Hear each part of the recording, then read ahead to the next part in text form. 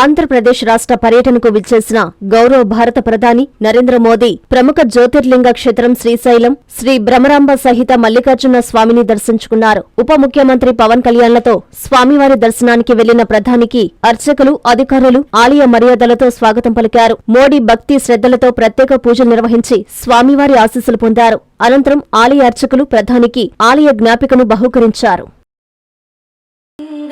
తత్ప్రణమామి సదా శివలింగం దేవముని ప్రవరాచితలింగం కామదహన కరుణాకరలింగం రావణదర్ప వినాశకలింగం తత్ప్రణమామి సదా శివలింగం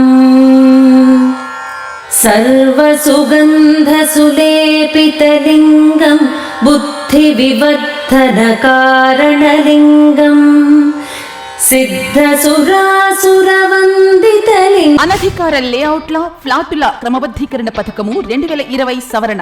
ఆంధ్రప్రదేశ్ ప్రభుత్వం GOMS number 134 MA and UD శాఖ తేదీ 26/7/2015 ద్వారా లేఅవుట్లు మరియు ప్లాట్లు క్రమబద్ధీకరణ నిబంధనలు LRS 2020ను విడుదల చేసింది. 30/6/2025కు ముందు రిజిస్టర్ కాబడిన అనధికార లేఅవుట్ల ప్లాట్లు యజమానులు మరియు లేఅవుట్ ఓనర్స్ ఇందులో అప్లై చేసుకొనగలరు. 26/7/2025 నుండి 90 రోజుల్లో అనగా 24/10/2025 లోపు lrsdtcp.ap.gov.in అనే పోర్టల్ ద్వారా 10,000 రూపాయలు మొదటగా చెల్లించి అప్లికేషన్ చేసుకోవచ్చు. 4000 స్క్వేర్ సెంటీమీటర్స్ లేదా 4,783 చదరపు గజాల లోపు విస్తీర్ణము గల వ్యక్తిగత స్థలాల రహదారి సముదాయంతో ఉన్నవారు కూడా ఇందులో దరఖాస్తు చేసుకునవచ్చు. ప్లాటు యజమానులు ఓపెన్ స్పేస్ చార్జెస్ మరియు అపరాధ రుసుము చెల్లించాలి.